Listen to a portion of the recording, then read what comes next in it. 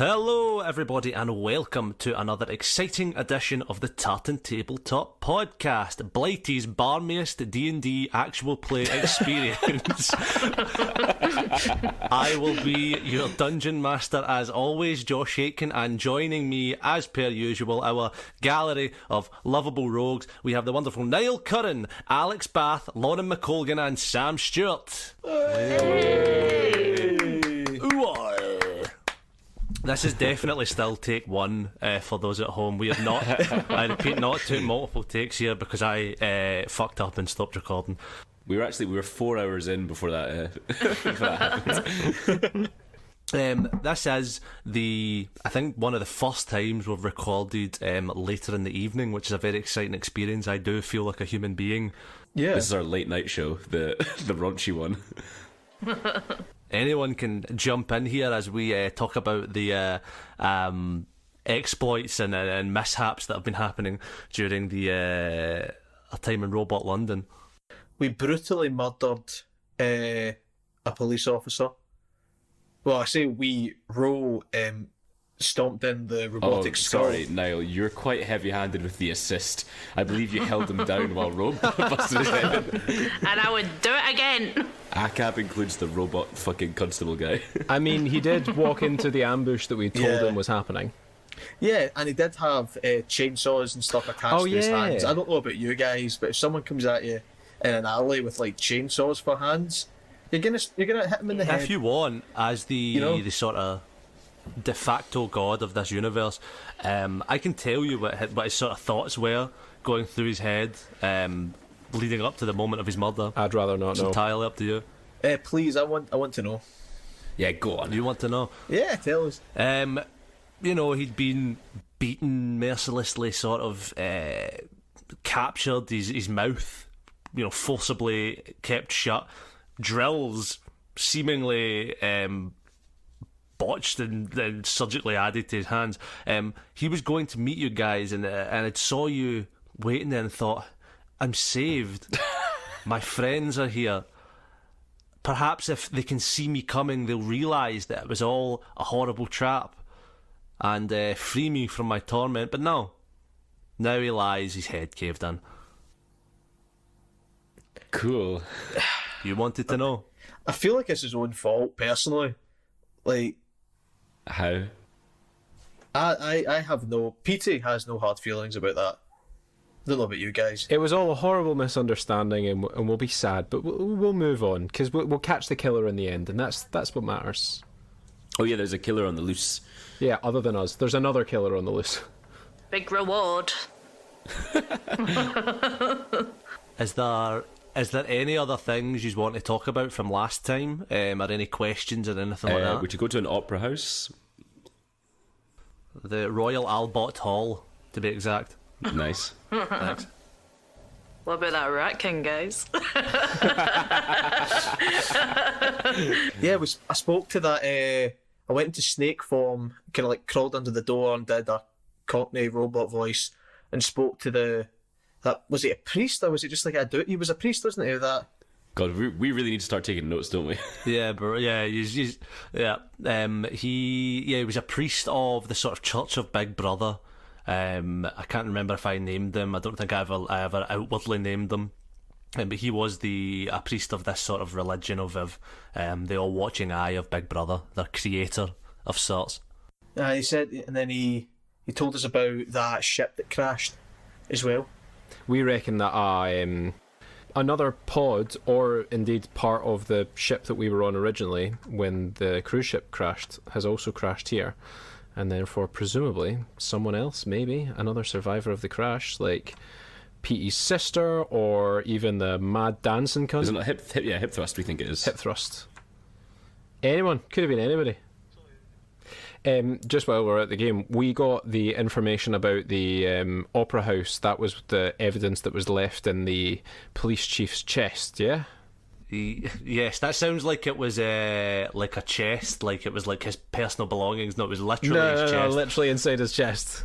Very literally his chest cavity. We don't know if that was necessarily information that was meant for us. That might have been something that was sent to him, and that's where he went and he got turned into a I robot. think we know it's meant for us.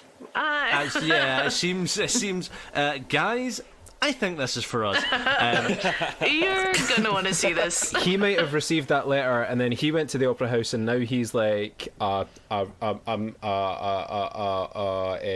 Scissorhands, but with That was very robot chainsaws. of you, the way you spoke there. You've spent too much time in the fucking in robot Soho, bro. That's you. A robo. Rojo. So just to recap what the letter said, it was a headline, a newspaper clipping reading that the Royal Albert Hall has been closed for refurbishment from like a few weeks ago, and then sort of scrawled in motor oil underneath it says a show so good you'll drop dead.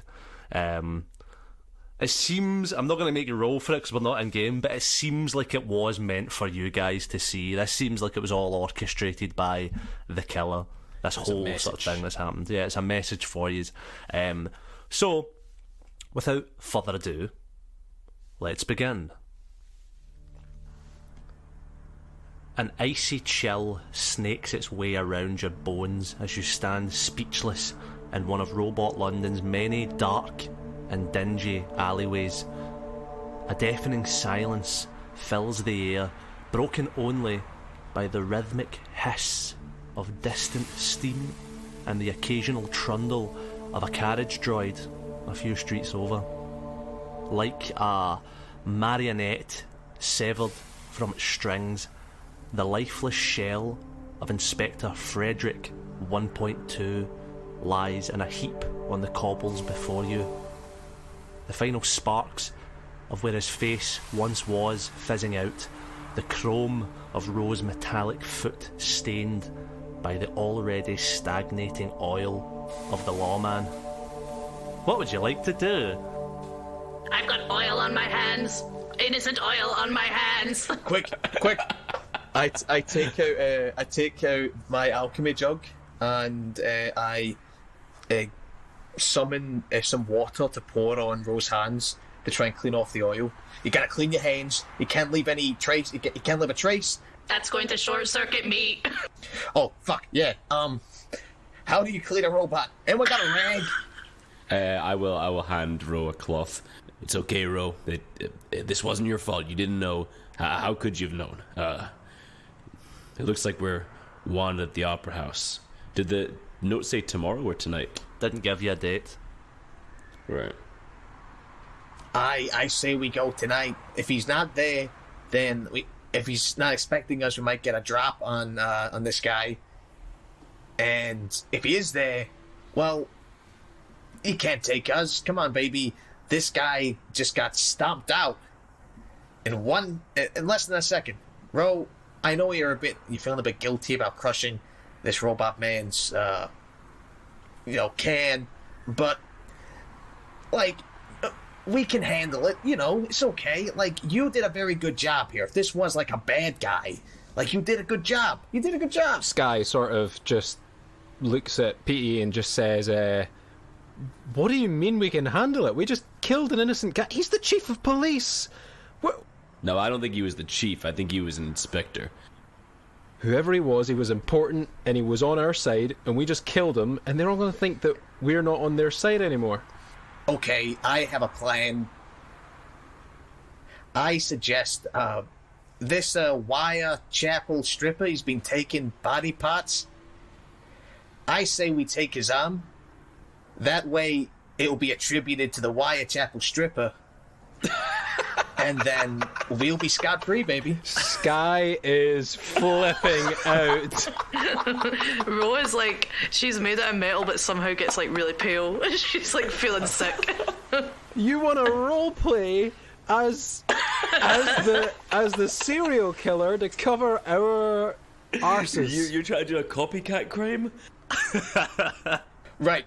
Braxton, Ro, Sky, if you guys can't handle this, go down the alley. You don't need to see a thing. I'm freaking out, guys. I put my hand on Ro and Sky's shoulder and say, "It's all right. Listen, sometimes you need that one guy or person that can do the things that you can't do.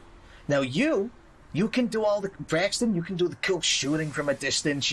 All the cool like scouting stuff. You can do all that stuff, bro. You can hack computers. You're strong. Sky, you're magic, baby. Me, I'll chop up a body for nothing. For nothing.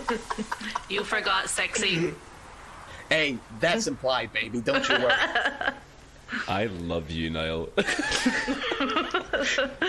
You guys, go ahead. Maybe scout out this hall. I'll stay here. And do you still have the sexy robot clothes? I think she's still wearing them. You're still wearing them, yeah. Okay. Wait, sorry, you're gonna. Not only are you gonna chop this guy's fucking arm off, you're gonna dress him up in sexy robot clothes. Well, he's been killing sexy robots. So maybe that's too far. Oh, that's too far. Dressing the dead man up in someone else's clothes is too far. Yeah, that's fucked up. That's even for me. That's a bit fucked up. What we'll do is we'll leave the robot clothes beside the body, like he was trying to save her, right? And then he got killed. Or we just mash up his body so much that you couldn't tell he was a different robot. I think they're gonna have some sort of records that they'll know this is Frederick 1.2. Does he have a serial number? We can just scratch it off. I pull out my gun. Like, this used to have a serial number. I scratched this baby off. I don't hate the arm idea. It doesn't necessarily have to be the only killed robot sex workers. He could have killed the chief of the investigation that was trying to take him down. So it makes sense.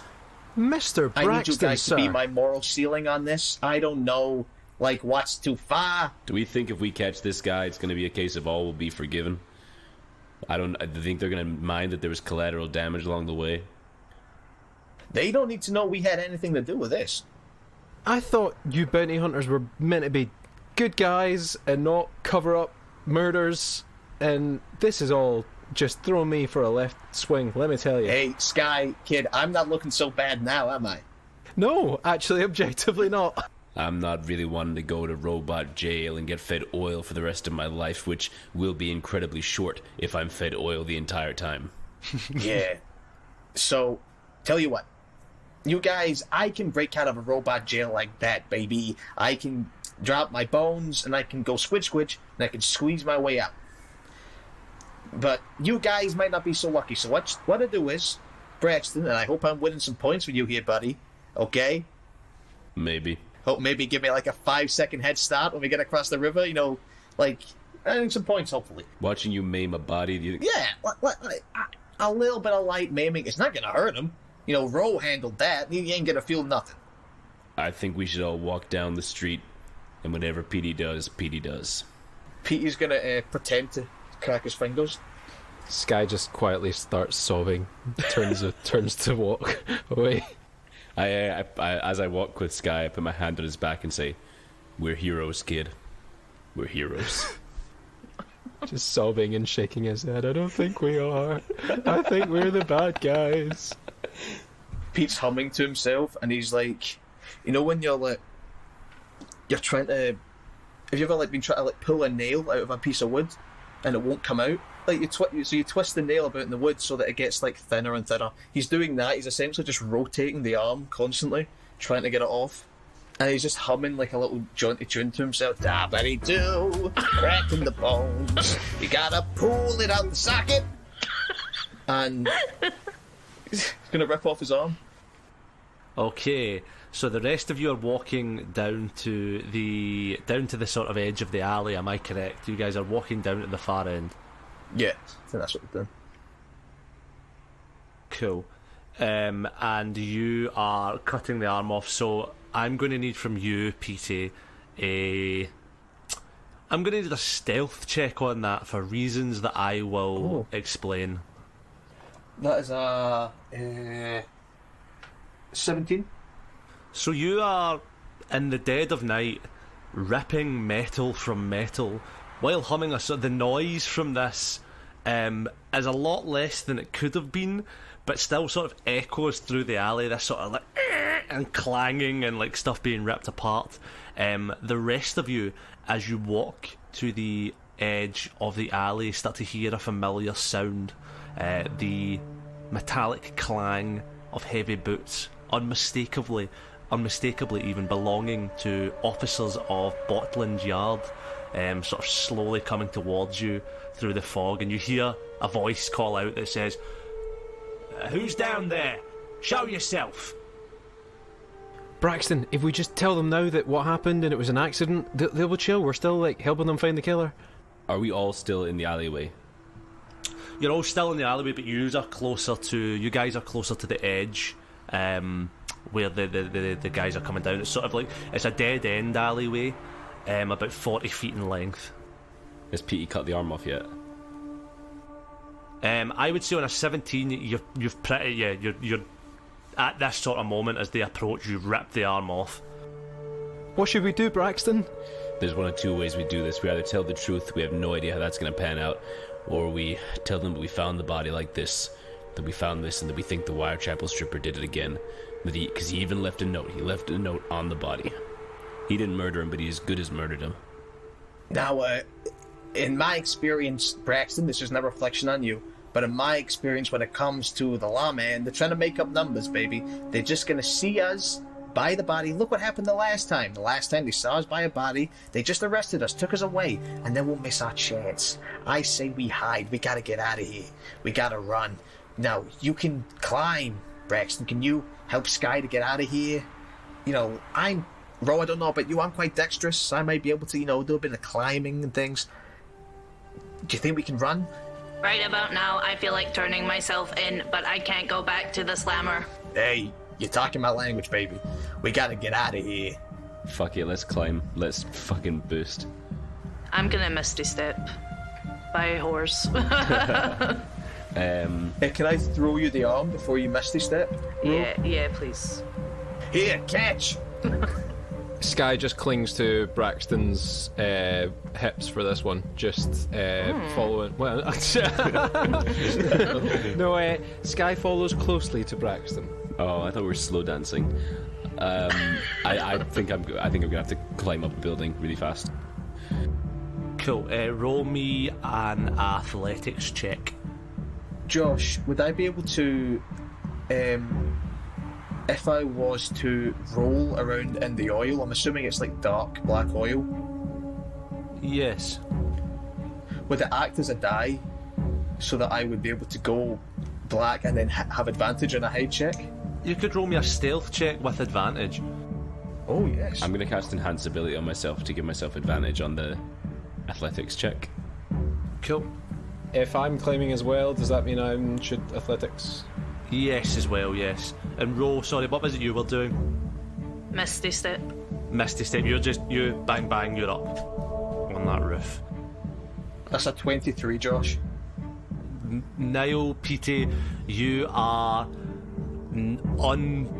it's impossible to tell the difference between yourself and the oil. Who knows when the blood of Inspector Frederick 1.2 begins and when you end. I got a 16. You got 16. As I think every time you've tried to climb something, it's been a sort of like you've got up, but it's clear that you're past your physical prime. You've warmed up a little bit on a 16. You got up there. It's not spry and it's not pretty to look at, but you get up there with relative ease. What about you, Sky? Exact same. The exact same. You are not the most athletic man in the world. But again, following the sort of path that Braxton makes up, you just follow directly behind him and are able to scramble up there as the robot police officers sort of bundle into the alleyway right where you had just stood. You see 3 of them all looking exactly the same as sort of usual, that sort of uniformed sort of chest chassis, the blue and the sort of metallic pins and badges that are on there. However, you see none of them have painted on facial hair, none of them have the mark of a sort of leading officer. They are rookies, as you can tell. 2 of them even hold truncheons. The one in the centre seems to bounce a revolver around through the smoke as he shouts through. He's like, "Who's down there? Nobody move. Keep your hands where we can see them. Show yourselves."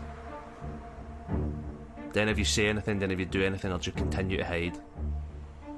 Can I do my best Cockney accent and shout, "Quick! You wait down there! Round the back of the alley! Everyone, follow him!" Roll a performance.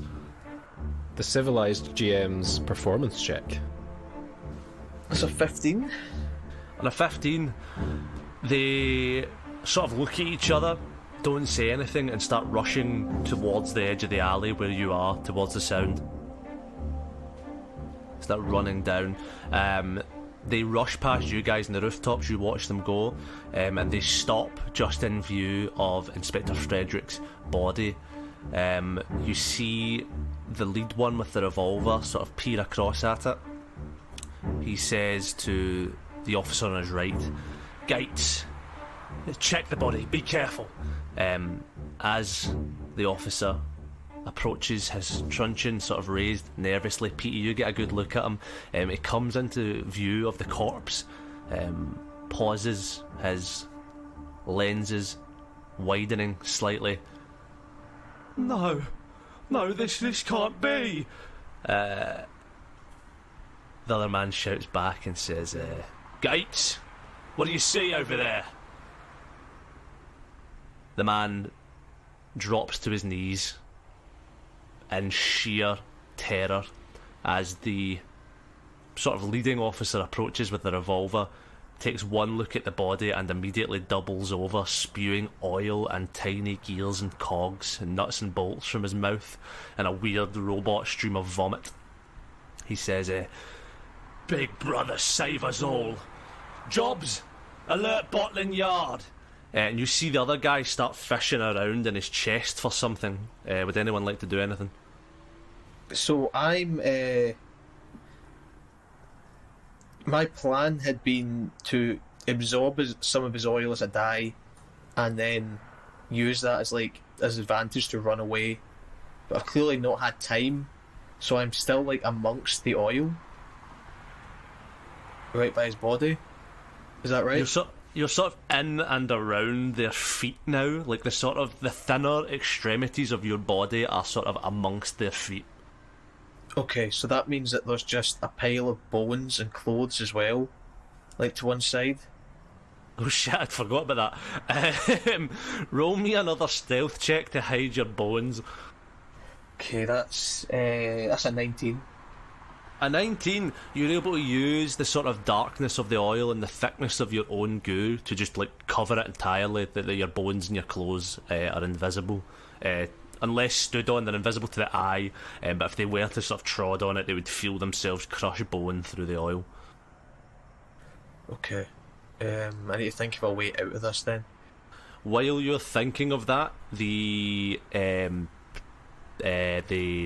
policeman by the name of Jobs that was rooting around in his chest cavity seems to find patches of what he was looking for and pulls out a flare gun and aims it skyward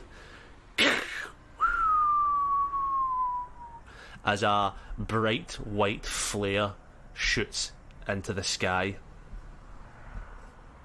and then nothing happens as it just sort of floats above your heads.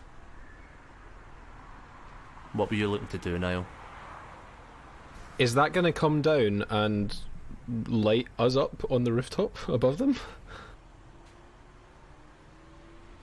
It doesn't seem so, although you guys are sort of bathed in light for a second. It doesn't seem to affect their ability to see you as it kind of flies past you really high into the sky. It seems to be to alert something else or someone else, presumably Botland Yard. I think we got to get out of here and try and make our way to the Opera House. PD will surely meet us there. He's gonna know that's where we went, but we can't hang around here for much longer.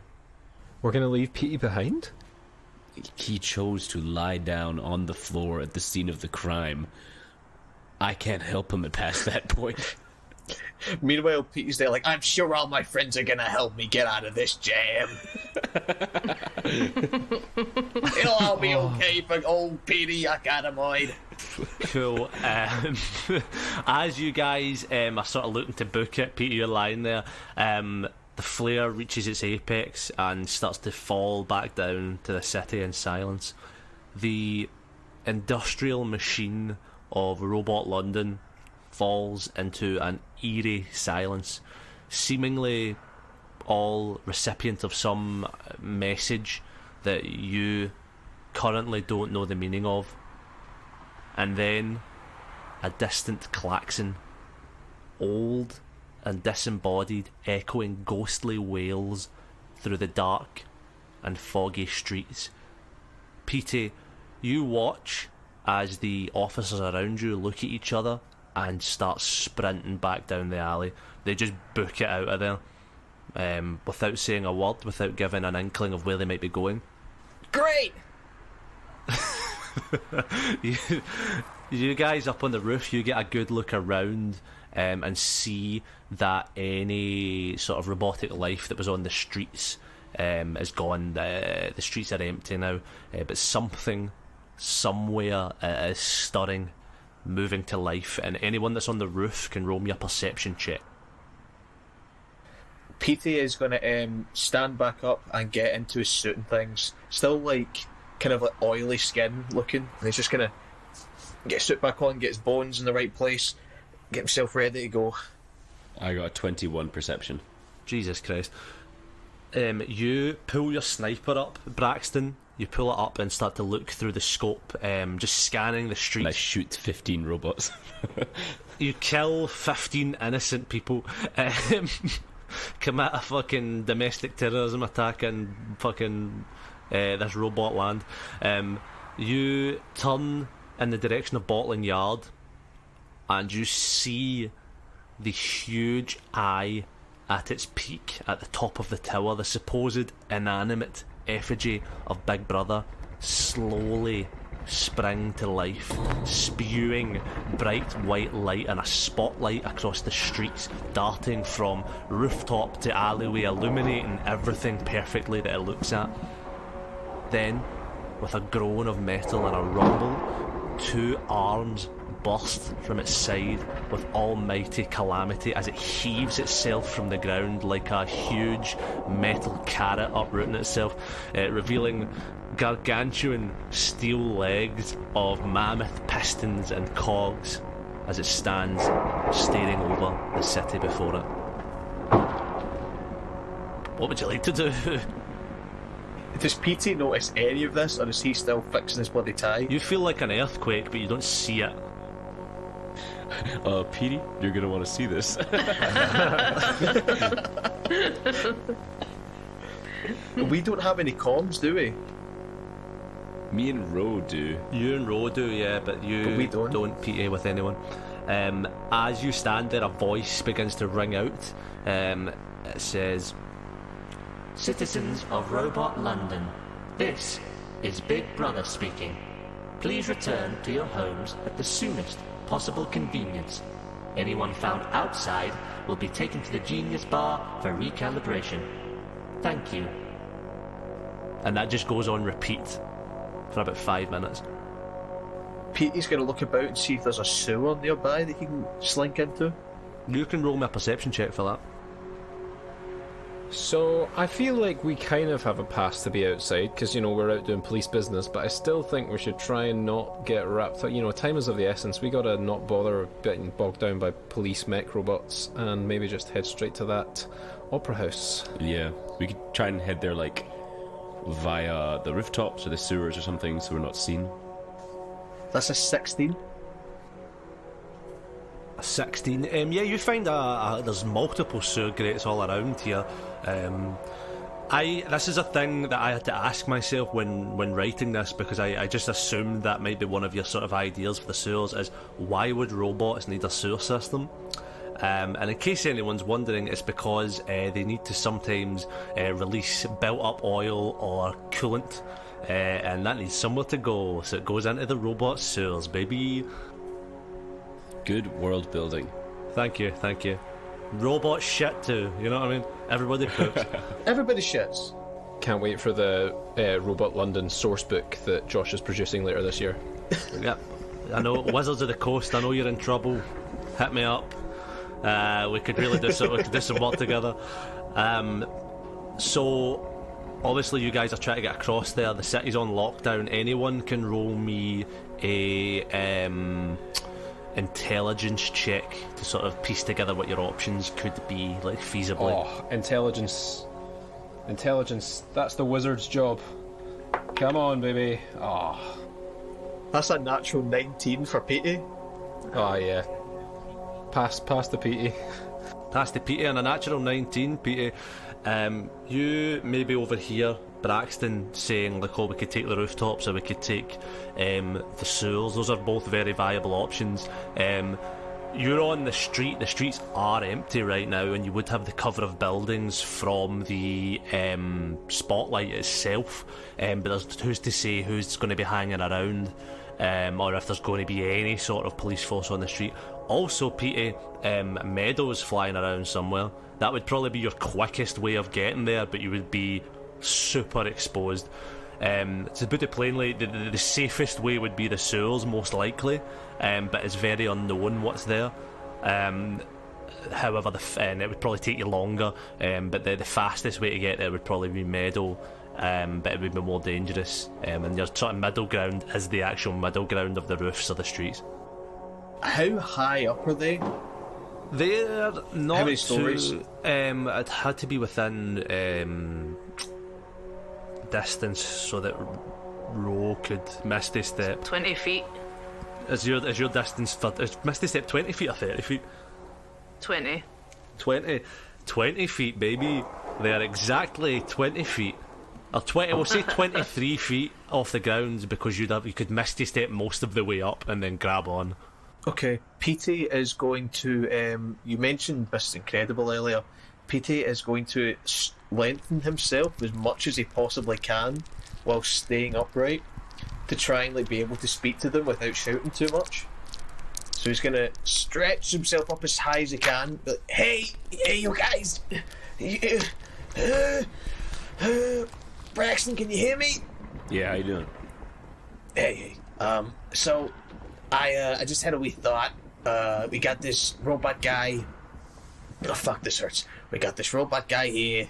We got the streets, and then we got the sewer. But we also got metal flying in the sky. So we can get there on metal fast, or we can go in the streets, kind of like medium speed, but we don't know who we're going to run into.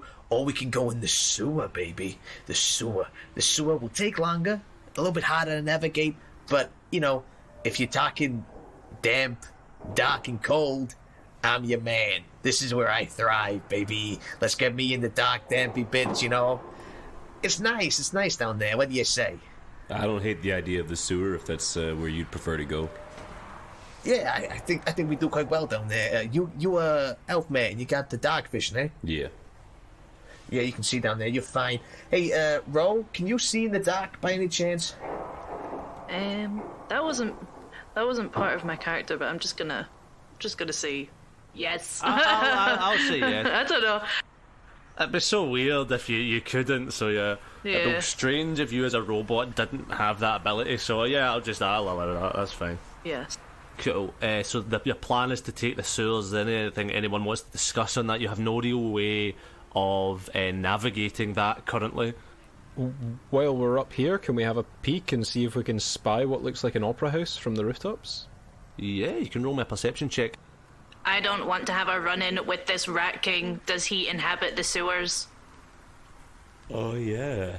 Maybe. Hey, listen. What's a rat king to me, baby? What's a rat king to a rat god? Oh, you're talking my language, Braxton. That was probably meant as an insult, but I'll be honest, I kind of liked it. Yeah, you know what? The Rat King, we just heard about that from that crazy priest, and I'm sure there's no such thing as a Rat King. Yeah, and he said he was stealing loaves of bread. I thought the robots ate oil, so I don't know why they're making bread. I don't know, maybe it's like some sort of nuts and bolts bread. Common robot pastime. Baking bread is a common robot pastime? I'm so sorry, Ro. I didn't know that. I apologize. I apologize for my ignorance. You know what? Yeah, maybe there is a Rat King stealing loaves of bread. So you guys are heading for the sewers. You quickly sort of scan the streets. Sorry, Sam, before I go on, Sam, what was your perception? I missed that there. 18. Yeah, you can see it. It looks about, if you were to hazard a guess, about 5 miles from here. But you can sort of see it in the distance. And we can see a general direction of if we head generally in this way, we're getting closer. Yeah, you can see a general direction. Nice. I don't have dark vision, so I will just like get a piggyback or hold someone's hand. You feel, Braxton, you feel a clammy hand grasp yours from behind you without asking. I hold it back. Ah, what a lovely Yeah. man. Tears from the traumatic event still drying. And Sky lets out a little smile. Can I please come down now? I'm still very stretched. This hurts. This is really painful. Yeah, let's head for the sewers. Thank God. And Pete's going to slink back down. I like how in this episode you've started calling him Pete rather than Petey. It feels like he's aged. He is growing in my own head a wee bit. He's a lot more upbeat to Oh, himself. well, he's got old bones now, doesn't he? Yeah, he's got his bones. Nihilus starts slowly becoming Petey. In real life, we see Niall in Now, real you know that life. bit in the in Spider-Man where the Green Goblin's like looking at the mask, and he's like talking to the mask. Niall does that with a bowl of jelly. I have been like lying in my bed, being like, what would Petey do if like this happened? Like frequently now. It's my favourite. Like, I can't sleep tonight. I'm gonna inhabit Petey's brain for like an hour. One of the great method actors of our time, Niall Curran. What can I say? To the sewer. You guys quickly scan the street around you, and you do see one of the kind of old sewer grates that Petey had seen, just about big enough in size for each of you to sort of fit through. It is sort of welded into the ground, or it's secured there, so I'm going to need a strength check from someone, the strong one of the group. I know someone who likes doing Who's quite strength strong? checks. Who could it be? It's Ro, in case anyone was wondering. I'm strong. Could I give the help action by I gave Ro the arm, so could I then take the arm back off her and use it as like a wedge to give her advantage? Sure, you can do that horrible thing. You use a severed arm as a wedge. Did they take the body with them, or is that guy's body still like here? They left it. Oh, that's sad. So the first one is 15, which would be 20 with my +5. And the second one is 7, so it's 20. I'm going to tell you that's more than enough as you one-handed pick this sewer grate up and just rip it off and throw it down the street. You guys peer down the hole into inky blackness with nothing reporting back bar the sound of softly flowing liquid and the smell of old motor oil and discarded coolant. This brings me back. Does anyone want to say anything or do anything before you guys sort of take a leap in? Hey Sky, how you doing, kid? You alright? Yeah, I mean, I can't see in the dark, but like, I'll just hold Mr. Braxton's hand and I'll be okay. But if any noises happen, I'm turning on this here torch and I'm gonna need to see. Oh, of course, yeah. Like, don't want to get scared. I'm not scared of the dark. Oh, no, I know, but What? hey, like, it's okay to be scared of the dark. You're not scared of the dark, you're scared of the unknown. And that's okay. It's okay to have fears. And it's just in case you want a little bit of a, a little bit of a little bit of courage, I take out my jug and I make it produce some beer, and I make a cup in my hand. And like, do you want a drink? Sky looks at the fresh beer pouring into an already ooze semi-solid, semi-liquid container, and goes, unsure of where the beer ends and the hand begins. Take a drink. I better not. Thanks, Petey, but I want to stay sharp. Okay, more for Petey, and I'll just absorb it into my own hand and back into my body. Take a drink from my body cup. It's a body shot, bro. It's a literal body shot. Or is it a jelly shot? Who knows? You guys take the plunge and dive through the manhole as everything goes black, and for a split second you're suspended in nothingness. Nothing exists outside of this here and now, and you think that maybe you could simply just float into non-existence. And then you hit the shallow pool of robot sewage below you, bringing you all rapidly back to reality. You're all splashed head to toe with discarded, gross fluid. There's no real telling exactly what it is. It's sort of sticky, sort of sleek, and it smells absolutely horrendous. Oh, I gotta say, I talked a big game. I don't like this. This is not what you expected. I have trundled my way through the sewers before, but that was, like humanoids. I'm gonna hold my breath for an hour. Okay. I mean, this isn't great, but I don't think it's as bad as a sewer that we're used to would be. Sorry, hold my breath. I don't mind the usual smell from the sewer. It's a bit more natural to me. This isn't nice. This isn't nice. How often are either of you in sewers? It sounds like you're always in fucking sewers. I feel like with our lines of work and the fact that we live in a cartoon universe, really shows quite a lot. Always falling down manholes and shit, and it's like, whoa! We're always worried about quicksand and dropping anvils on each other's heads. Pianos and shit. Petey's like constantly like running drugs and other illegal items through cities in the sewers. And he doesn't like to be the type of boss that's like sat back in a big comfy chair telling everyone what to do. He likes to be in and about it still. Show the guys that he's at the front lines most of the time in the sewers. If whoever's taking the lead here in this sort of narrow, dark, dingy tunnel, would like to roll me a survival check as you wade through the sort of knee-deep, for some of you, the knee-deep sort of excrement or robot excrement as you try to navigate your way. I got 17 for survival.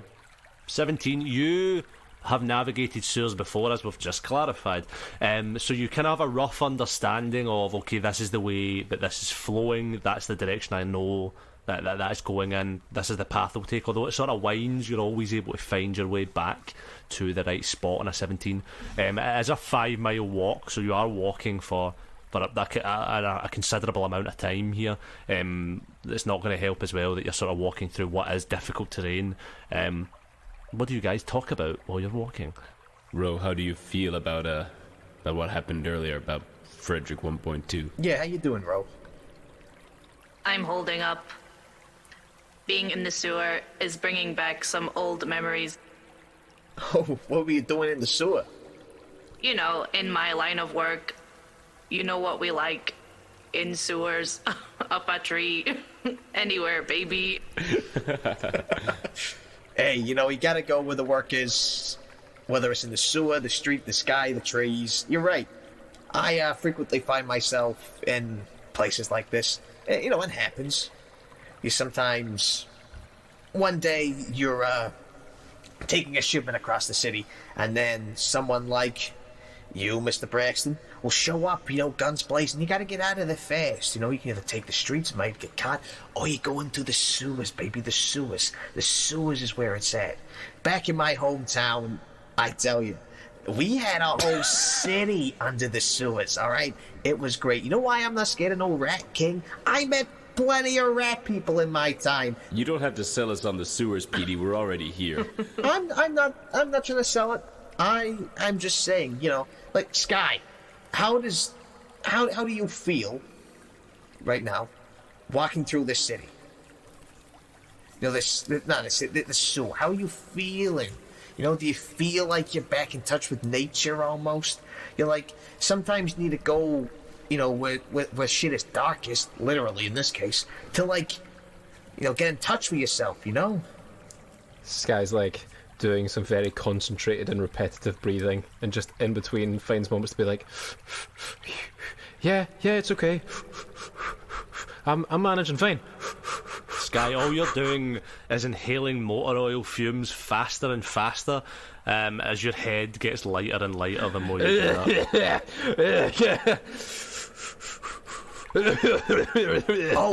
Sky, okay, you're freaking out. It's okay, kid. I'm gonna reach into my my suitcase, my violin case, sorry, and I'm gonna pull out the helmet for one of the spacesuits and just pop it on Sky's head. You feel better? I suppose it's a little better. Yeah. It's a little better, yeah. You can breathe now, kid. It's all right. No more fumes, baby. Yeah, I can breathe. I don't know about you, Braxton. I'm getting a little bit of a buzz off of these fumes. Ro, are you feeling this? I feel pretty good. Are you feeling it now, Mr. Krabs?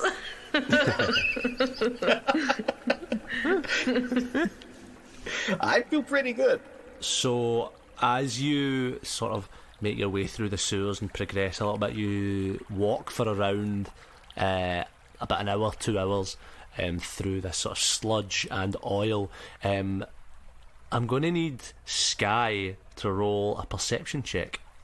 I can't see down here. But is it not relying on sight, I suppose? It's not reliant on sight, but roll with disadvantage. 2 + 4 is 6. On a 6, you sort of, you're feeling some like air coming through, you're getting some smells, you're hyperventilating, you've got this helmet on. You go to adjust the helmet, I believe that you have on. As you do so, it slips a little bit, you kind of lose your balance, you put your hand against the wall, the sort of wall next to you, and it's horrible and cold and slimy, but you feel a crack, like an opening, that as you put your hand around it, it seems to open up into a sort of larger area. You can't see it, but what would you like to do? Guys, I feel a crack. Oh, what is it? Oh my! Not his crack, not my crack, not your crack. There's a crack in the wall. There's a hole in the wall. I know somebody who loves to squeeze through cracks. Oh yeah, baby, let me see that crack. PA and all the others that can sort of see, you guys look, and there's about a crack that's about half a foot wide in the wall. PA, you guys look through. PA, you sort of squeeze through. Is that what you're doing? Will I be able to squeeze through but keep my bones? I'm going to say yeah, you could probably rearrange your bones a little bit, the sort of width of it. Pop them in single file. Yeah, pop them in like single a big file. snake. Oh my god. A snake with a human skull. You rearrange your bones. I'm sure that's going to be a great sound effect for Max. As you slither your way in through this crack and have a look inside. You have dark vision, Peter? Yes, I do. You see before you what looks like a quaint little home. There is one large straw bed and 4 small ones sort of dotted around it. In the centre of the room there's a cooking pot that's sort of resting on coals in the centre, still slightly hot. You can kind of feel there's a tiny bit of light emanating from it, like from the death of a fire, but not enough to illuminate the room. Hanging in the corner as you look around in a handmade coat rack, 4 little bandanas. One red, one purple, one orange and one blue. And in the far corner of the room, an old metallic chair, dirty and tarnished, golden plating on it with beautiful inlays and designs. Some would say like a throne, or at least a throne that once was, and scattered around it the remnants of bread loaves. This is giving Goldilocks. Like Goldilocks, Petey is going to sample the chair. Petey, what's in there? Oh, you guys are going to want to see this. Great. Right. So we got a couple beds, right? Oh, cool. These cool bandanas. I'm going to take... what colours were they again, Josh? The bandanas were red, purple, orange and blue. Is there any empty pizza boxes around? Yes, there are plenty of empty pizza boxes lying Like around. a skateboard and... Yeah, there's some pretty radical things. There's, Yeah. It's very tubular. Oh my god. I'm going to take the purple bandana. I'm just going to, I'm going to try and, fashion it. I'm going to take off my tie and try and fashion it into more like a cravat, almost. Like fucking Fred from Scooby-Doo. Yeah, it's but with kinda a purple one. Yeah. And then, quick, you guys, you got to get in here. You gotta see it. Got this fancy golden chair. It's like a throne, you know. And they got these beds, and there's lots of bread. I'm assuming I'd be quite hungry by this point. Can I eat some of this bread? You can eat some of the bread. You chew it. It's beautifully made sourdough. It's a little bit stale, but it's still nice. Still got a bit of nice crust to it. It's been made with love. You can taste. This is good. You know, Ro, you'll know this whenever you're baking bread. If you gotta have, like, you know, bread crumbs, you're gonna want to use a bit of staler bread. You know, this is nice. You guys have got to get in here. You gotta see this. Can we fit through the crack? You could probably all, other than Ro, you could all squeeze through. Hey, Ro, give it a smash. Smash it open. You could probably smash through the wall. Do I want to smash the sewer? Also, this is not someone's home we're looking at. You know, like, if you leave your front door open, someone's going to steal your stuff. You know, you need to have a sense of personal responsibility. So if you're going to leave a big crack open in the side of your house, someone's going to come in. And that's me, baby. I'm going to come in that crack, and I'm going to eat your bread. What the fuck? Earlier on, we said, this is our raunchy late night episode. And eat your bread? And eat your bread, bro. Sorry, Mum. I'm sweating now. Something's wet, but I'm not sweating. Fucking. Anywho, now, while you're sitting in that chair, you sort of feel, or Pete, while you're sitting in the chair, you sort of feel a sort of kingliness to you, a sort of feeling of royalty. But what is a king without a crown? You think that in your head, and as that thought crosses your mind, you look to your left and see on a little side table a tiny little crown. A tiny little crown, gold, some jewels in it. A crown big enough for a rat to wear. Oh my God. If I take that crown, I'm going to reach and I'm going to grab the crown. You grab the crown. As you hold it in your hand, it almost shakes with some sort of energy, some sort of royal energy. I'm not going to put it on me directly. I'm going to put it on top of my hat. And, like, almost like an accessory for my hat. So it's like the little, like, downward bit of my hat will fit, slide nice in there. I'm just going to sit back in the chair. You lay back in the chair, and then from the shadows, you hear a voice. Wouldst thou wear the tiny crown? Petey, never feeling more exposed in his entire life than sitting manspreading on a giant throne. He's going to draw his gun and shoot into the dark, panicking. Roll to hit with disadvantage. 18, and that's an 18 to hit. You hear, sort of echoing through, wouldst thou wear the tiny crown?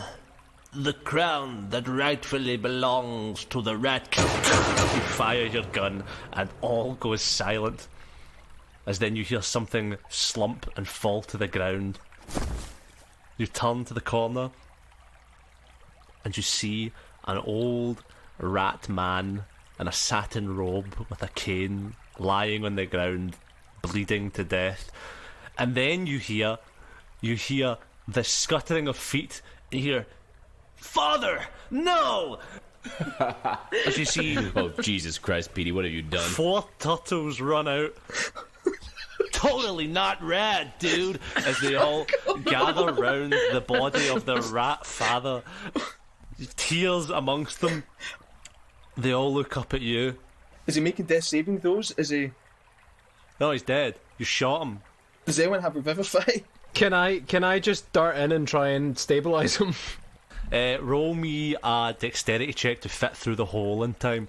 As the turtles all look at you, Petey, and they say, "This isn't the fucking end of this, man. We're gonna fucking get our turtle revenge." Hey, listen, is this your father? This is your father. Okay. This is our adoptive rat father.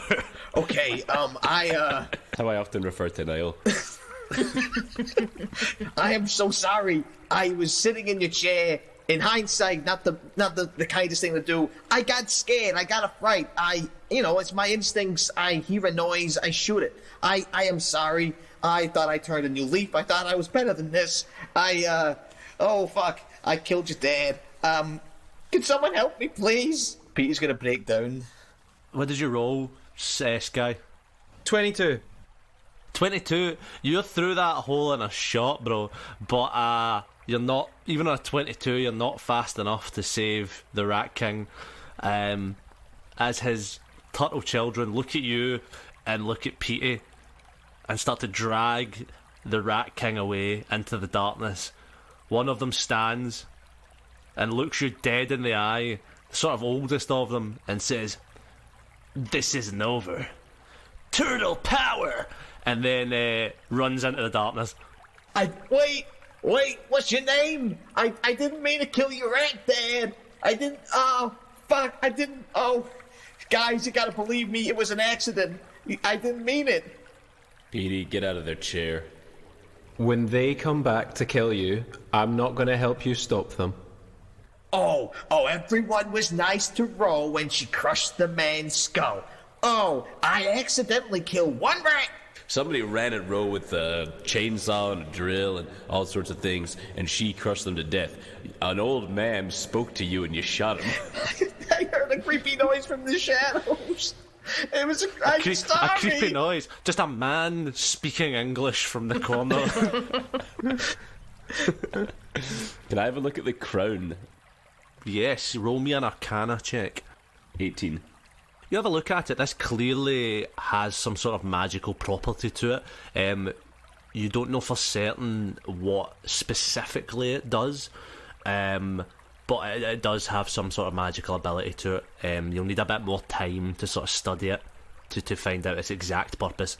I'd like to put it on as a ring.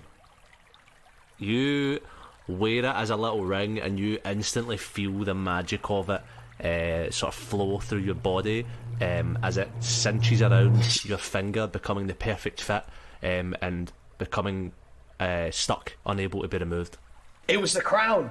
The crown made me do it. The crown made me kill the rat man. It was the crown. It was crown madness. That's what it was. It wasn't me. You gotta, bro, you gotta watch Braxton now. He got that crazy crown. Crown madness when you just can't wait for the next season. Crown madness is when you go to the dentist for the first time in like 3 years. Right, who's got another one? Someone get another one. Go, we'll all have a go. What's crown madness? I can't think of one. Something to do with a bald spot in the back of my head, I don't know. Something like that. Nah, listen, they can't all be fucking big hitters, am I right? I'm not an improver. Cool, are you guys leaving this area that I've not written anything more about? No, we're going to stay and explore it even more. I'm actually moving into this house. You can move in. You just live there, do your downtime. Can I do an investigation check on the crown to see if the crown made me kill that guy? You can roll me an insight check into your own self. Okay. Can I do it with advantage because it's me that I'm trying to get insight on? I'm going to say no. You can give me a straight roll because I don't feel Petey has the emotional maturity to have advantage on an insightful look into himself. Petey honestly thought he did, but... You need a therapist present for advantage on that. Yeah. That is a 14 on the die. 14 on the die. Petey, you think about what you've done and you look at yourself and you look at your life and you think, man, maybe I am a really fucking bad person. Maybe this is just my nature to harm and to murder. Are you feeling it now, Mr. Krabs?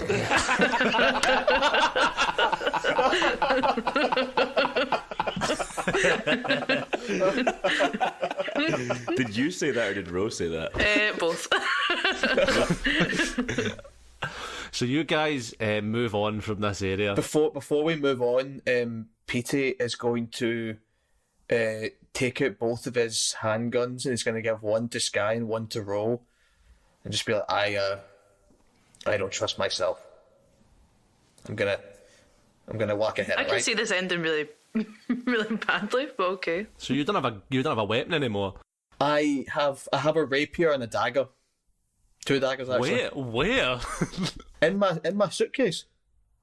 Oh, okay. I thought they were just in your body. Sky fully does not want a murder weapon and happily refuses. Please take my guns. Braxton, if Sky won't take them... Petey, I'm already carrying a severed arm on your behalf. I don't want to take your gun too. I'll hold on to the guns. I'll take the severed arm off of Ro and hand Braxton my handguns. Cool, you hand them over and sort of disarm yourself of those. And Braxton, you sort of put them into like little holsters you've got. Like, it's like very comical, just the amount of weapons and holsters you just have attached to you at all times. So there is space, you can just put them in. I look like a 90s comic book character. It's just like pouches and holsters Early and Punisher guns everywhere. comics. Like early Punisher.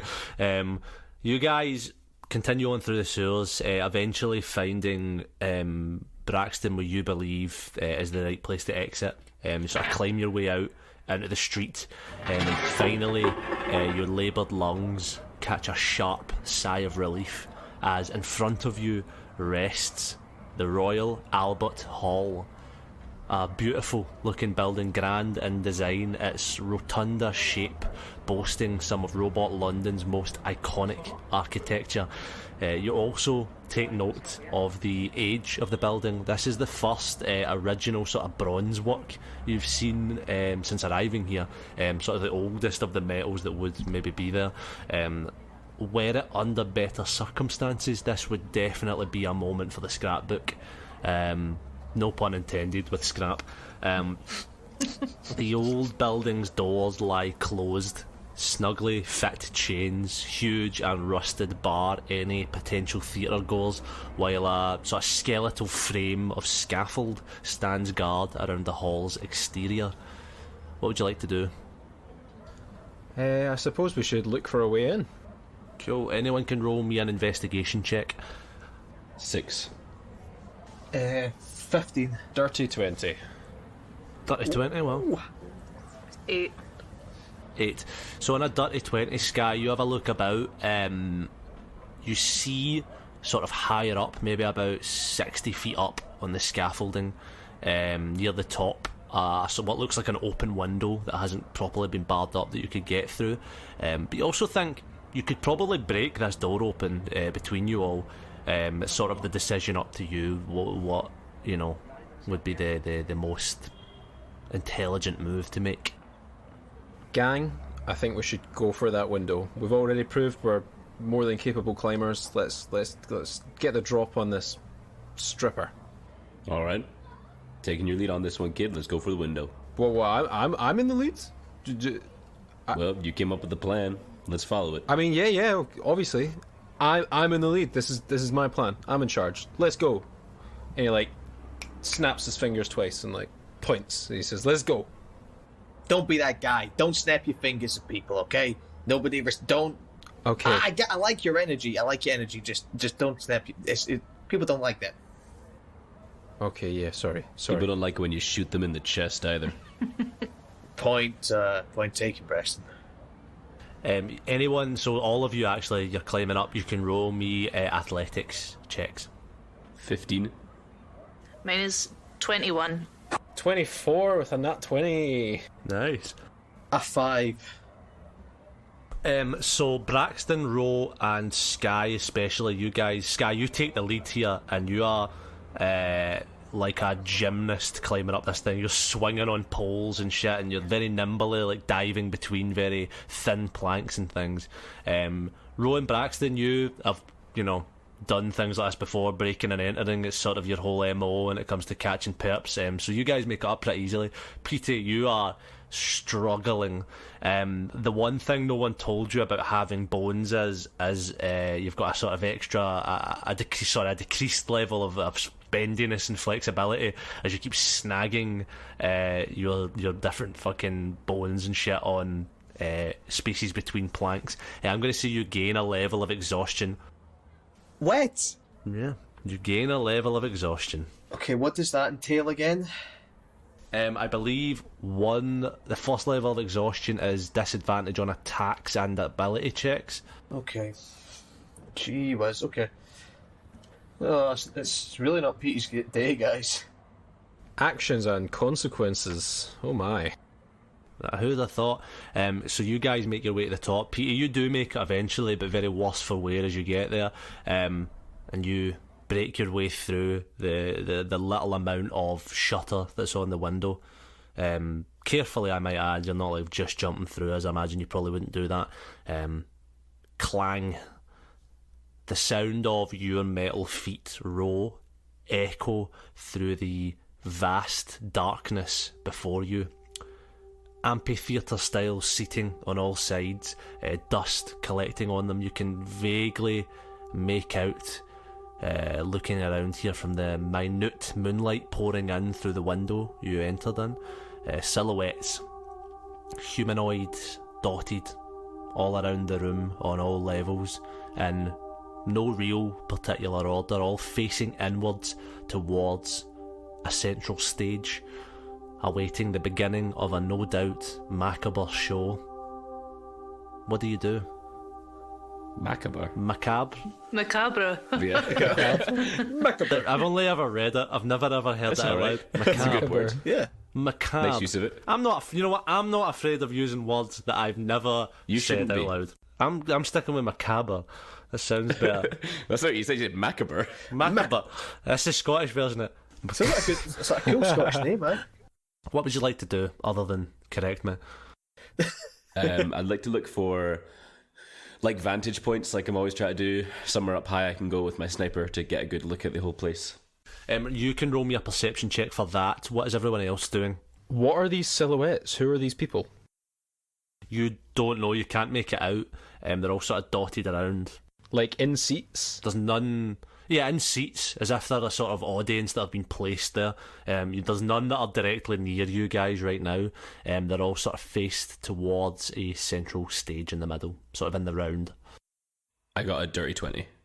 Dirty 20, Braxton, you look around, and with a little light, with your dark vision, you see that there would be sort of ladders up to like above. There's like what do you call it, where it's like walkways above like the roof and all that, where people at lighting crew would be like a lighting rig Like sort of thing. catwalks or something. Yeah, like catwalks and a sort of lighting rig up the top that would be excellent for it. But the ladders and any of the ropes or anything to get up there have been, from what you see, removed, like forcibly, like ripped off.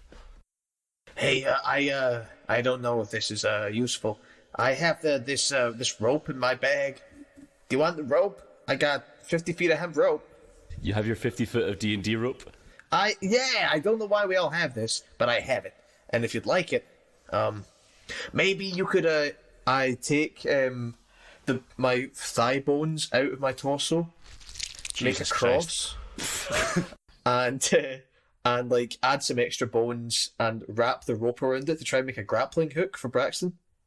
Yeah, you can. I'm just going to allow you to do that because it's cool. You make a grappling hook. As you're doing that, you hear a voice ring out from seemingly nowhere, and it says, "This is your 5-minute call. All actors, please make their way to the stage." Thank you, 5. I hate you. What are you guys looking to do? I'll hand Braxton the rope, and say, if you wanna go up there, in the high bit, you let me know. What do you want me to do? What do you want me to do? You're going to want to be somewhere, on the ground. You've lost your ranged weapons. You're free to use them, so if you want to use those blades of yours, you got to be down low, I reckon. Yeah. Should I go to the stage? Are we the actors or are we the audience? That's life's big question. As you debate, a pop of a switch being flipped as a single spotlight shines down onto the stage before you can get there, illuminating a solo figure, his back to you, but the unmistakable shine of golden spandex pants. Arsehole. Arsehole out. No, he's got pants on. Would we have during I was in a booth at the time on a different. Would I have ever seen hip thrust before? Roll me a history check. I'm assuming with disadvantage. No, with just flat roll. Oh no, you're exhausted. Yeah, you've got exhaustion. Yeah, disadvantage. Can he not drink a coffee? Sick of this. Well, right. I'm assuming that there's like a concession stand somewhere in this theatre. Would it be possible for me, quickly before the combat, to make a coffee, a really strong coffee, and that would help my exhaustion, but it wouldn't cure it completely? I will allow PT. Here's my trade-off: to cure your exhaustion, you can metabolize the marrow from the inside of the human bones that you have, but in doing so, sacrificing the strength bonus that gives you. Oh wait, Pete, you know what you could do? Oh, what can I do? What you could do is metabolize, like an entire one of your bone arms, of the arms of the bone. What am I trying to say? You could metabolize all the bones in one arm and then use Frederick 1.2's robot arm as a replacement arm. Would that be an acceptable compromise, Josh, or do you need the whole skeleton? I'll allow it. You're going to be the most fucked up looking person by the end of this. Okay, I'll absorb all the bones in my... Which arm did I rip off? You ripped off the right arm. I'll take off all the bones in my my right arm, and I'll just kind of like...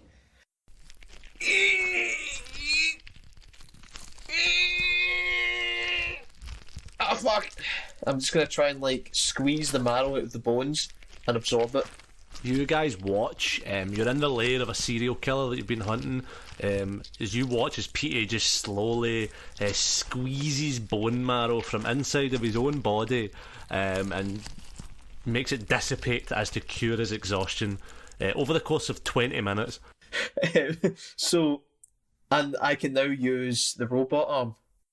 You pick up the robot arm and jam it into your own sludgy self. I don't think that would, because of how big it is, it would be bigger than my actual arms. So would I be able to put my arm into it and wear it? You can wear it like a gauntlet.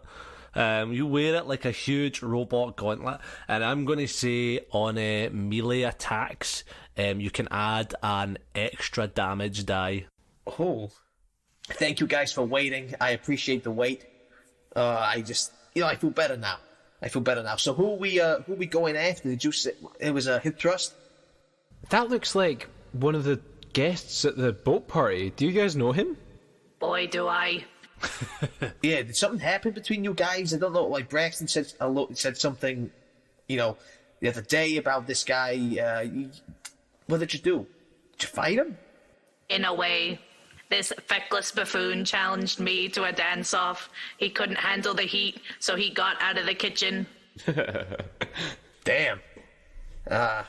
So, all of is he doing all of this because you bet him at a dance-off? I can only assume so. It was quite the humiliation. It was. Ro was magnificent. You had to be Of there. course, that goes without saying. One of my finest. So what do you think we should do, Braxton? Sky, this is your plan. You're leading this show, aren't you? My plan? I don't know. Rose got the beef with him. We should all have beef with him. I'm going to get the grappling hook and sling it up, try and throw it over one of the catwalks so I can get up there. Cool. Roll me... give me a strength throw. As you're doing that, by the way, I'd like to point out, this whole time, it's been like half an hour's passed, maybe like 25 minutes. This figure in the centre of the stage with the spotlight hasn't moved. Has he been stood with his back to you? Actually, maybe I don't want to be on the stage because he's there. Actually, can I go up to like an upper circle instead? Is that where you're trying to go?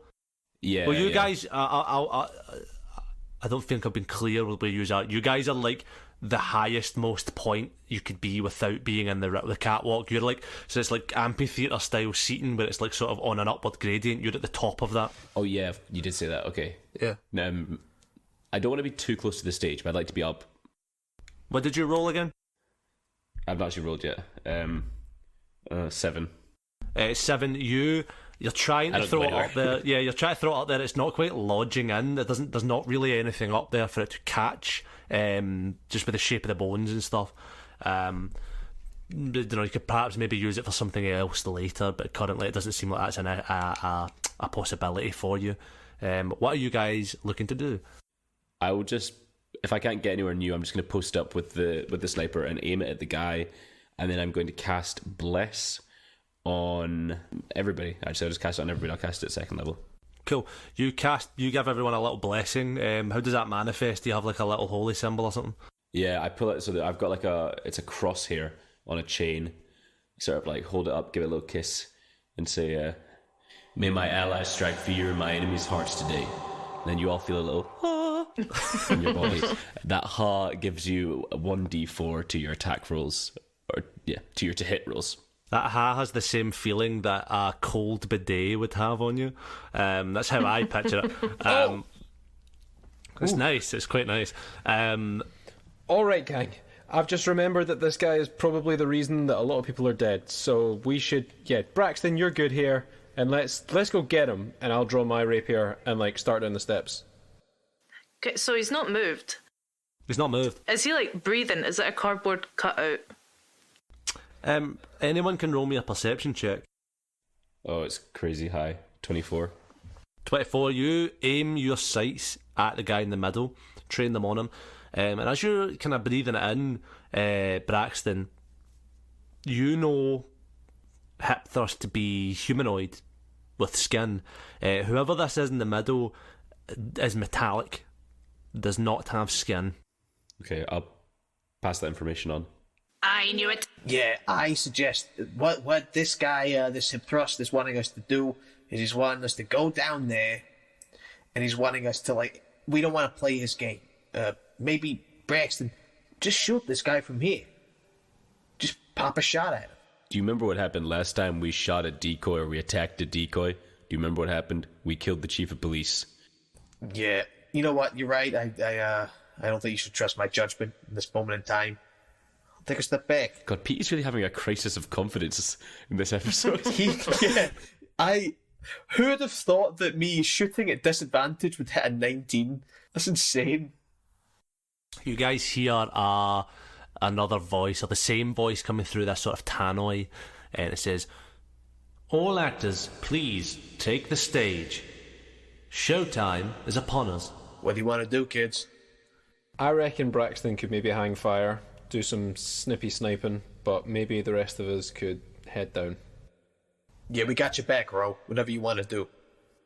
I feel like we should surround the stage without entering it because this guy, you don't know him, he is a master of theatrics.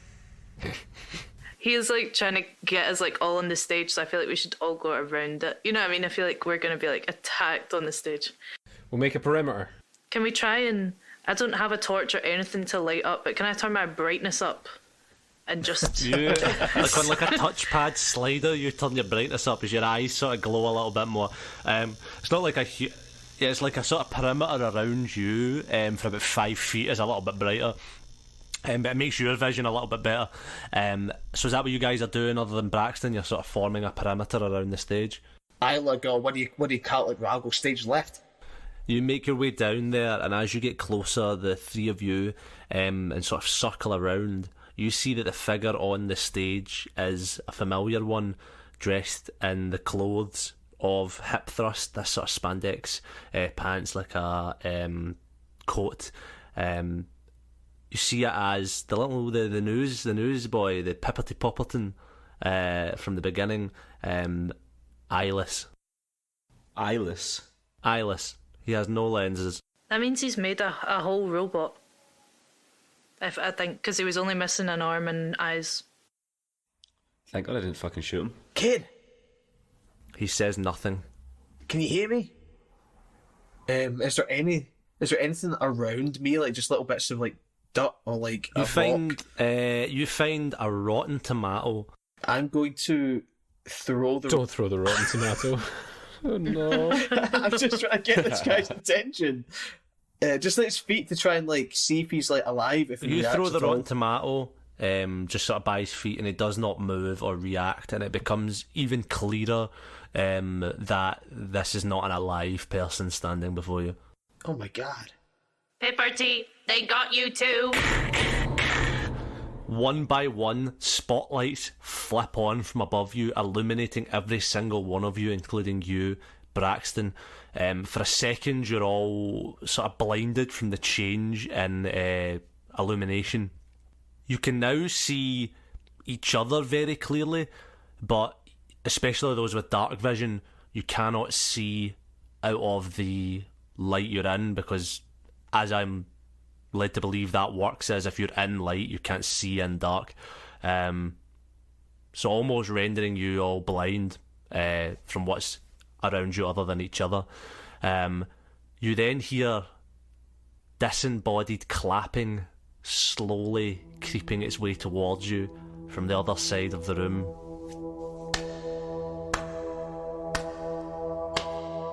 Someone shagging in the The theatre. slow loving. A familiar voice calls out, "What's grooving, little babies?"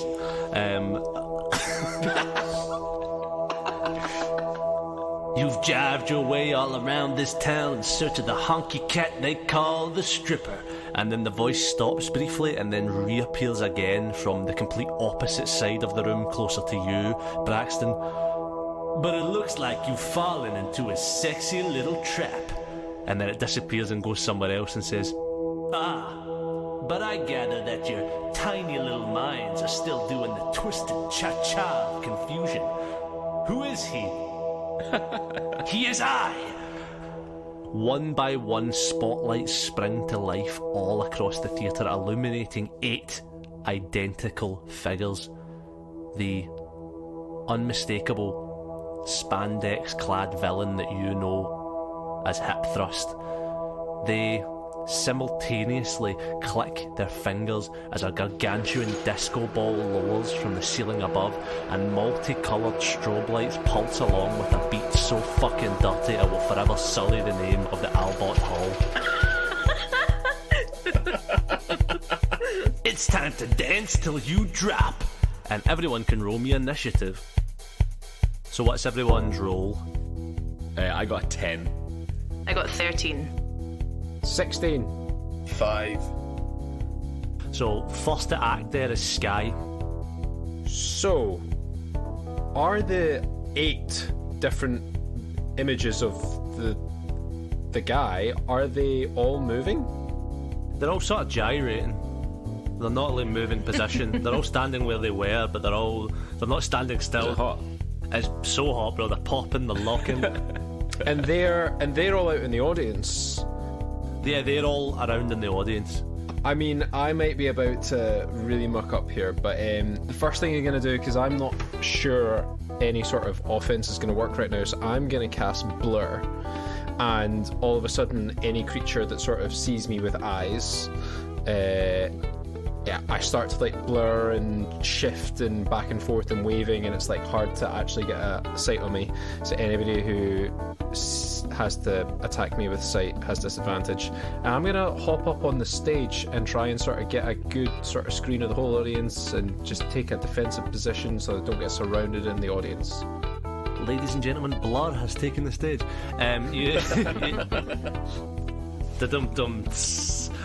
You jump up onto the stage. Does this... Everyone will see you being blurred then. It's like everyone with eyes sees you blurry. Is that how that works? Yeah, it's just in case there's anybody who has like sort of sees through illusions or has true sight or blind sight, but most people, I've sort of like, it's kind of like, you know, when the Flash can like dart back and forth and make like an illusion. It's like halfway between that when it's like shifty and constantly in motion. You guys see this like almost motion sickness inducing effect on Sky as he dives onto the stage, as he's like almost incomprehensible, like he's moving. It's as if his body's shaking and moving so quickly that it's all just a complete blur. And yes, anyone that now attacks you will have disadvantage. Is there anything else you would like to do? Nah, I'm happy with that for now. Cool. It's then going to be Rose's turn.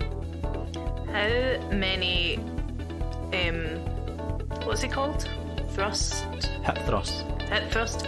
How many of them are sort of directly facing me? All of them, they're all sort of facing directly in towards the stage, but from different angles. Okay. This is literally the reason I made this character. This is her whole character is based off of the Break Free music video by Ariana Grande, and if you've seen that music video, you'll know that at one point she like flicks her hair and then she has laser tits. Nice. So Ro has that on my character sheet. It's down as javelin tits, so it acts as like javelin. Hollywood javelin tits. Cool. Who is it you're attacking? Is it just one of them, or can you hit multiple with that? There's two boobs. So I'm gonna go for like just aim at the two sort of most direct in front ones. Cool, I'll allow that if you give me 2 separate attack rolls. So the first one is 1. Cool. Second one is nat 20. Really? Yeah, that is crazy. 21. Turn your camera around. Let's see it. Go on, you fucking 20. Whoa. Listen, everyone's a little bit lopsided. You fire one, it goes. That's a slow burner, Josh. away homer. That's a way homer, that one. Blasts one of the areas of chairs to pieces, dust and metal fly. The other one finds purchase on one of the 8 hip thrust clones almost around you. Can you roll me damage on that, please? That is 5 plus 5, 10. 10. You smack it with this laser and it immediately bursts into flames and pieces and crumbles to the ground. Destroyed. When she opens her mouth and plays Break Free by Ariana Grande. Just like echoes through the Royal Albert Hall. It's the fucking best gig anyone's seen here in years. It's then going to be the turn of the many hip thrusts, the 7 remaining hip thrusts. They sort of look around at each other, never once stopping, sort of moving and gyrating and making little waves with their bodies, as they all simultaneously hip thrust their hips forward.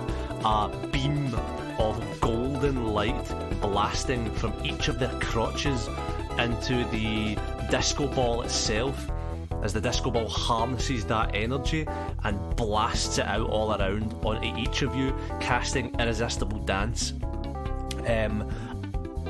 This one doesn't have a saving throw. You all just start dancing irresistibly. You make a saving throw for this on your turn with your action, but you all just start fucking dancing, bro. You feel the fucking infectious rhythm. Alright, how is everyone's character dancing? Petey? So Petey is doing what starts off as like a Mexican wave on his go side. It's really wavy, like really wavy, and then it gets to the robot and it kind of starts doing like a robot, and then he's like seamlessly dancing between robot arm, wave it baby, robot arm, wave it baby. Nice, bro. Again, see if you haven't seen the Break Free video, just pause the podcast right now and just I've go been watch watching it. Just now. It's unreal. It's really funny. It's like Star Wars and Austin Powers and stuff kind of vibes. Unreal. So when at the end, when there's a DJ called Zed who's like featured on it, when he comes in at the end, there's like alien dancers and they're all doing, I can't articulate it very well, hopefully someone can, but I'll do a demonstration. They're all doing sort of like this. Like voguing. That's what she's doing. Voguing, yeah, they're pretty much voguing. Yeah. Nice. Sky? All of Sky's sort of fancy formal military training's coming out, and it's just all about fancy footwork and fast feet. I'm doing all that fast kicks. River dance. Your body is completely still. Your legs are going pan. Well, but because I casted Blur, the top half of my body is like still doing the river dance, and it's like one like solid like vertical river dance all the way up my body. I'm line dancing. I think that was going to be obvious. Yeah, from the start. I knew you were going to do I'm that. fully line dancing. I'm there fucking like... Look, it looks awful. It's so ugly, but I'm doing it. It's like I'm in the Grand Ole Opry. It's great, you're in the Grand Old Albert Hall, but cool. That's going to be Braxton, your turn as your line dancing, and you can use your turn to give me a wisdom save to try and break out of the dancing, or you can just keep fucking busting a move. It's up to you. natural 1. Natural 1, that's your action. You keep dancing. Cool, I just keep dancing then. Cool. You try to reach for your rifle, but in turn find that the infectious country beat within you, much like your beating heart, cannot be broken, and you just keep line dancing. It's then going to be Petey's turn. Okay, so is a wisdom save? Yes, please. That is a 15. 15, you save, you break free from the dancing. You break free like Ariana Grande. Petey is going to stop dancing, and then he's going to keep dancing, but he's going to shout to Hip Thrust, and he's going to say, "You want to see what happened to the last guy who challenged me to dance?" And he's going to reach into his own face. Oh my god. He's going to pull out the skull, and he's going to essentially, to try and intimidate Hip Thrust, he's going to contact juggle with the skull. Oh my god, that's hot. Do you know what? Now roll me 1d4 psychic damage. This is how much psychic damage you've done to Josh. Literally, yeah, me as the DM. That's a 4. 4. One of the hip thrusts around the room just stops dancing to look at you, and it seems from stopping dancing, whatever sort of gyration that was keeping him alive, it stops doing that. He drops dead from not dancing. As you kill one of them by being fucking like a horror movie character. It's terrifying, but he is contact juggling with the human skull, but it's beautiful. 6 hip thrusts left. It's back to you, Sky. Lovely. So I need to make a wisdom save to stop this unending river dance. To stop the unending river dance. Oh, that's surely good. That's 17 plus 4 is 21. That does it. You are able to stop yourself river dancing. What would you like to do with the rest of your turn? Fabulous. I'm going to use my bonus action where I've been unwillingly, against my will, that's what unwillingly means. Against my will, I have been made to river dance, and that's just one step too far, so I'm going to use my bonus action and start that that wizard blade song, and just go. I just start the techno blade singing. Skrillex blade singing. Cool. You start fucking. Everyone around you is just seeing river dance stop, still start vibrating, and then you start fucking doing this weird Mongolian throat singing type thing in the centre of the stage. Absolutely. The acoustics in here, I'm sure, are fantastic. It's echoing over the top of Ro playing Break Free by Ariana Grande. It's the mashup that we never knew we needed. Ro, it's your turn. I rolled 14 on the wisdom. 14 on the wisdom, that's just enough to save.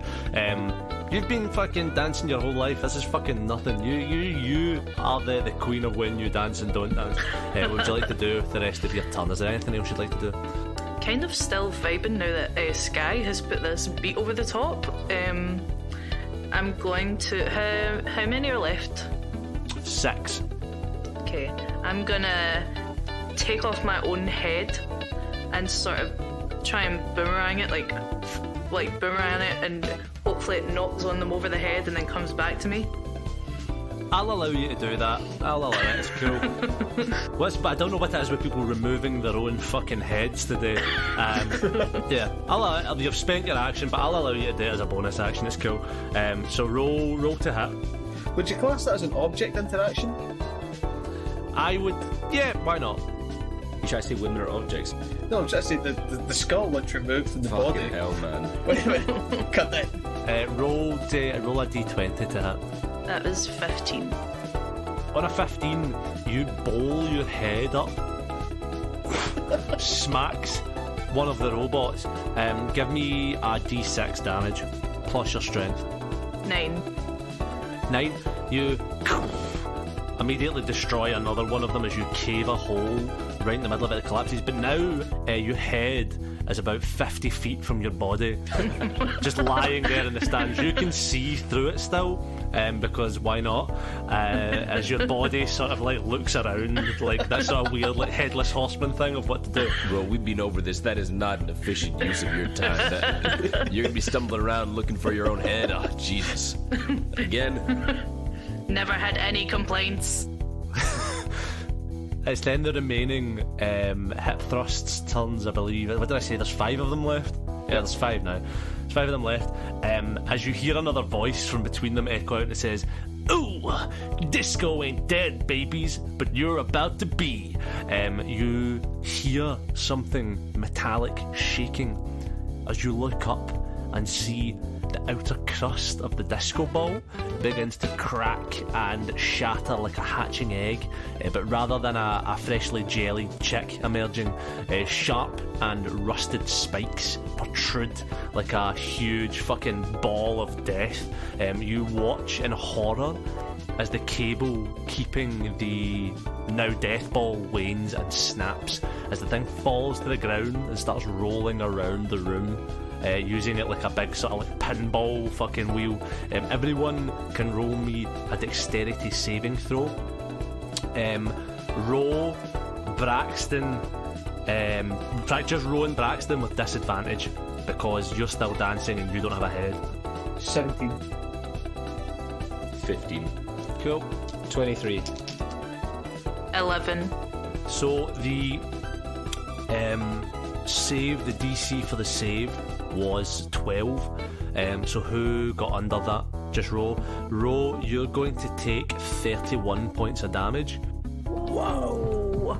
As your body is crushed by this big thing. The rest of you are going to take half of that as it smashes off the things in the room and then comes to a stop in the centre at the stage. Rose, you sort of feel yourself not pinned by it, but its weight sort of leaning on you a little bit near the stage, as you take mass damage from it. It's then going to be Braxton's turn. I'm going to say with that damage that sort of breaks you from the dancing, so you can now use your action normally. Is the ball like sentient or is it just like... It doesn't seem sentient, it seems like it's controlled. Right, okay. How many dancing boys are left? 5.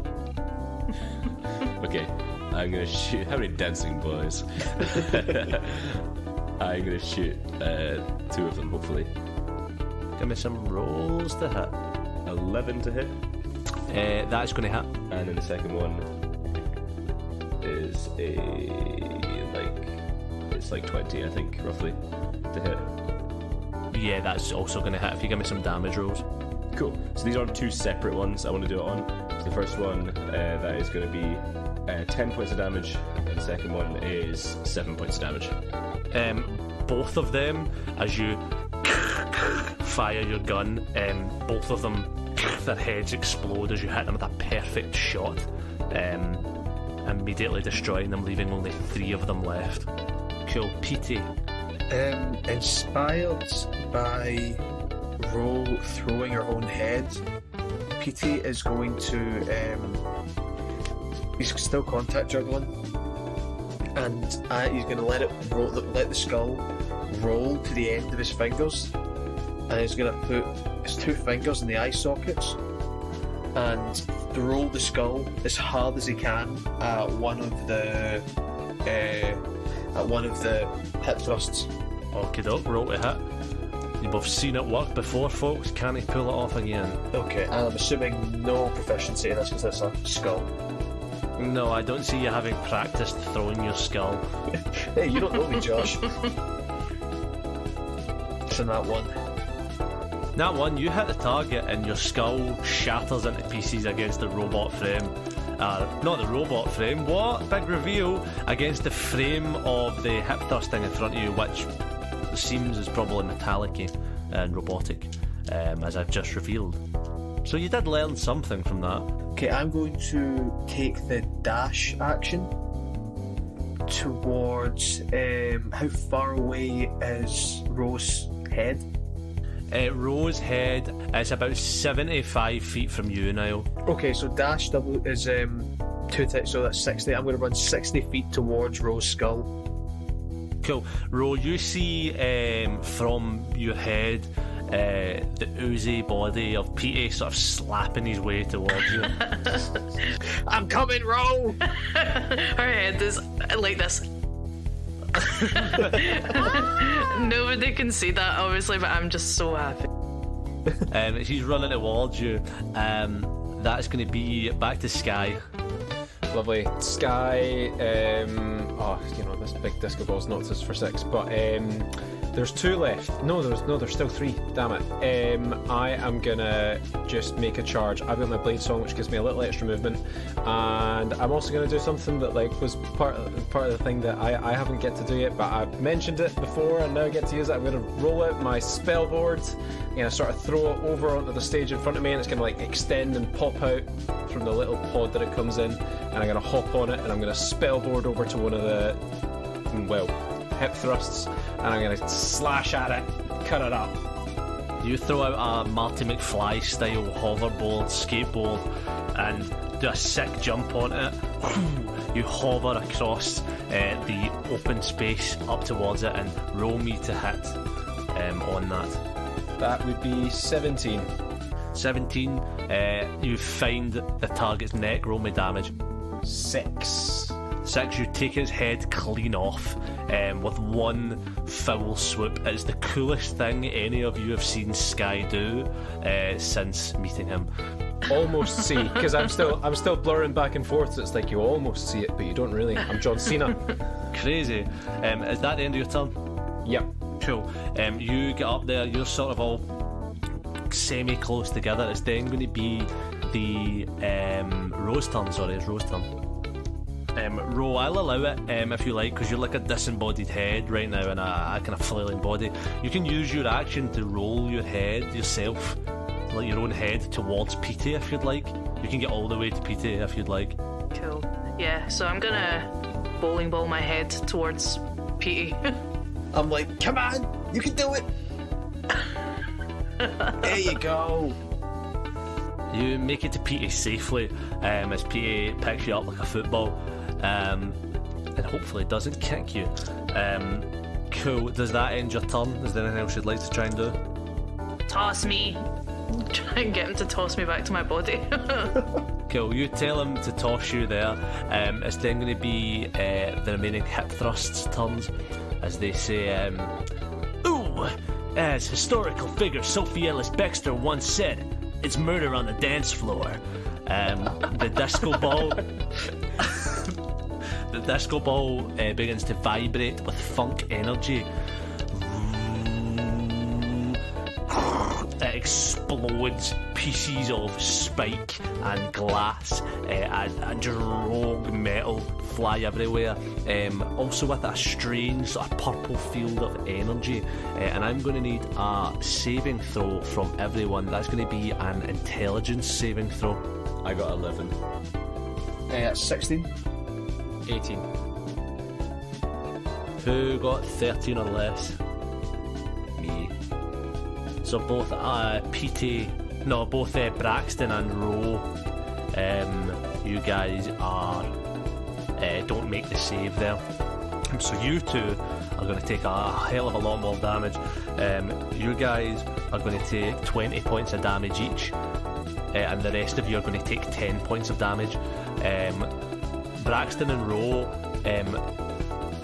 your next sort of rolls for the next little while. I think it's just for 1 minute, sorry, this effect lasts on you. So that was a spell called Synaptic Static. So basically for the next minute, you roll a d6 and subtract that number from all of your attack rolls and ability checks, as well as con saving throws to maintain concentration if you're casting a spell. So any ability check or action roll, you're going to roll a d6 and subtract the number from your roll to hit. I'm holding Ro in my arms at this moment. Is there any way I could help her? You're holding her head but not her body. Okay. How's everyone doing for hit points? I've got 6. I've got 6 too. What? You're so in sync, oh my god. Wow, partners. 20s. Cool, that's going to be Braxton, your turn. There's hip thrust still alive, isn't there? Yeah, there's 3. Okay. I will action attack. Hip thrust 11. 11 hits, bro. Somehow you fucking managed to hit. You like steady your rifle, and then this sort of mental confusion that this funk energy has brought along. You sway a little bit, but you take a deep breath and steady your aim. And the second one, I'm going to use my sharpshooter thing. So take a minus 5 to hit for plus 10 damage. So the first one, damage-wise, it's 10 points damage. The second one definitely hits. It's like 60 or something. And the damage on that is 15 damage. You merc another 2 of them, leaving only 1 remaining. Is that the end of your turn? Yeah, because I'm using my bonus action War Priest thing. You get like an attack on your bonus action. Yeah, so I don't have anything else I can do. Cool. PT, that's going to be your turn as 1 of them remains. How far away is he from me? The 1 remaining is within 20 feet of you. And if I were to run 20 feet towards him, would I then be able to run back to, if I took if I used cunning action again and dashed, would I be able to get to Ro? Not all of the way, but this is the last combatant that you can see, so whether we stayed in initiative or not. I'll say to Ro, hey, if I can get you some of the way to your torso, can you do the rest? I'll give it my best bash. Hell yeah. Okay, I'm going to, under my plasmoid arm, I'm going to put Ro under there like a rugby ball. With my metal robot arm, I'm going to draw my rapier and hold it against my body and just charge, like try and impale this guy with my robot arm and my rapier. Roll to hit. 14. 14 hits. Roll me damage. And that's with my robot arm as well. You said that gives me an extra D8. Yep, an extra damage die. That's 15 points of damage. You rush this thing like a medieval jouster and impale it all the way through your blade and halfway up your arm as it falls dead, and you throw it to the ground. And you now can see for definite that these things were robotic in creation. As we exit the initiative order, what would we all like to do? I'm going to run over to Ro and put her head back in her body. You're back together, Ro? I want to pull out my torch, if I hadn't already, and just start like scanning around dark corners and all around the room, trying to see if I can spot whoever's been in charge of this. Roll me investigation. 21. 21, you have a look around. Hip Thrust or whoever was in charge of this is nowhere to be seen. The rest of you sort of searching the robots and stuff that are there. You can see that they're all made from scrap parts. And it seems from looking at the parts that he's been using them for the murders. There's like oil on them and like stains from oil on them that aren't the oil from these robots that are exterior. It seems like splashes that would indicate that they have been attacking other robots. Can I do a history check to see if I have any knowledge of Hip Thrust? Because this seems like someone that is incredibly like technologically capable. Roll me a history check. While he's doing that, I'm going to go over to Ro. Say, we took a bit of a beating there, you and I. Are you feeling alright? I've had worse. Would you mind patching me up a little bit? Only if you say please. Would you mind please patching me up a little bit, Ro? Thank you very much. Yeah, girl. And then I'm going to do lay on hands. Kill you, lay on hands. I rolled an 18. On an 18 history check, you have never heard of a hip thrust in that name, but you do remember someone designing some security cameras for your father, some sort of high-end, sort of new tech type things like what do you call it? What do you call it when it's like it's in like beta, it's like a model of something, it's like it could work, it could not. Prototype, that's the fucking word. See, you're coming out with all the words today.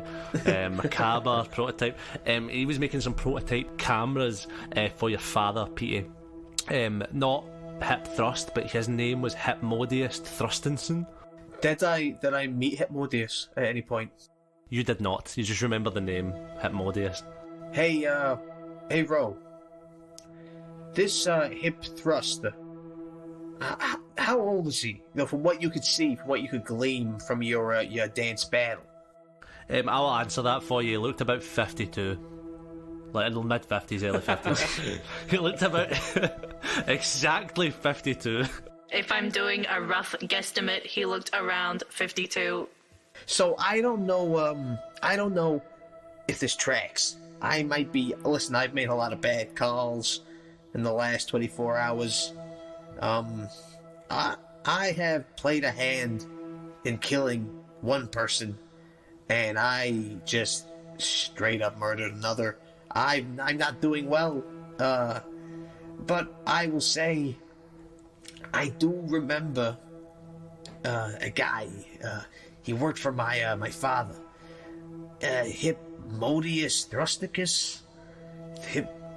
What was his name again? Hypmodius Thrustenson. Hypmodius Thrustenson, yeah. As you repeat the name, Petey, and it echoes through the halls, you are interrupted. Oh, I'm sorry, funky mama babies.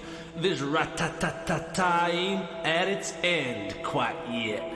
There's more twists and turns in this pot of sunk than a line dance for weasels.